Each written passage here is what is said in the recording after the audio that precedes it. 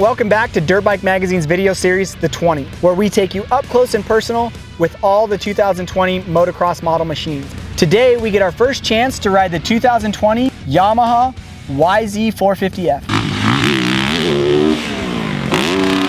So Yamaha's main focus on the 2020 YZ450F was to mass centralize everything and find the rigidity balance that they've been looking for in the last few years. They did that through different thickness in the frame spars. They did that with moving stuff closer to the center of the motorcycle with redesigning the head and making it more compact so that the mass is towards the center of the motorcycle. And then they did other stuff with the motorcycle, losing weight in some places and maybe gaining a little bit of weight in other places. One thing we do want to tell YZ owners is that this year, no matter what you heard, you're not gonna have to buy brand new wheels to make them fit the new bike. You are going to have to buy new front and rear rotors. We do know that the axle inside diameter is different, but the outside diameter is the same. So your front wheel from last year will work. Front rotor overall is the same size as last year, but does have an increased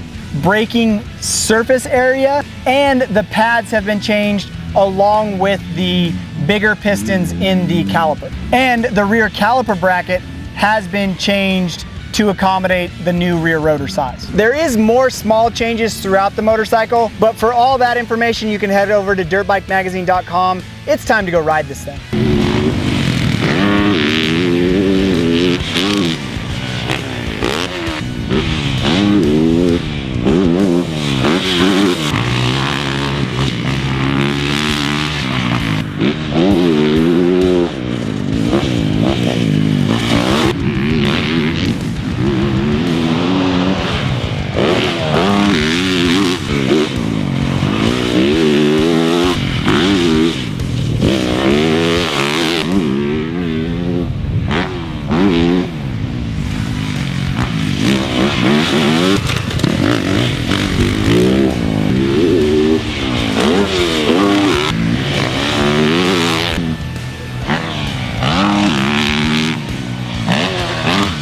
So we just got done with our first day of testing on the 2020 Yamaha YZ450F. We had a wide variety of test riders at our disposal today, so we used every single one of them on the Yamaha YZ450F. Two things that jumped out at us right away is the new power delivery is overall smoother and a little bit easier to ride than what last year's model is. Overall, the bike has a stiffer feel all the way around. We haven't narrowed it down to whether it's the frame changes that they made, the suspension changes that they made, or just the different density in the seat foam. The bottom line with that is the faster riders liked it and adapted to it right away. The slower riders need to make some suspension clicker changes and then they got used to it by the end of the day. With Yamaha actually using the bars in the front position with the mounts turned around backward, our editor Mark Tilley didn't have to have them change that. The bike has a little bit bigger feel. Editor Mark Tilley didn't have to have them change that, and all of the riders pretty much liked that setup during the first day of testing. But Mark doesn't get all the credit for that. Yamaha actually made the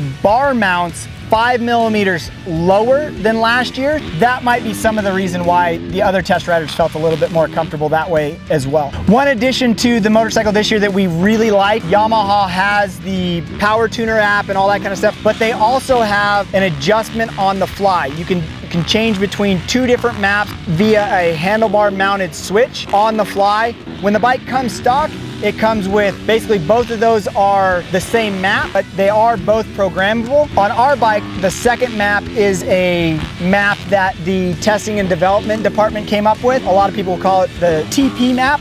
Is a map that the testing and development department came up with. We didn't get a lot of time on that because we wanted to focus on what the average consumer will get. That map will probably be available to the general public in about a month or a month and a half. Again, this is our first day of testing on the 2020 Yamaha YZ450F. We look forward to putting a lot more time on this motorcycle, going to different tracks, and then here really shortly, we're gonna throw it into the ring with all the other 2020 450cc models and see where it comes out.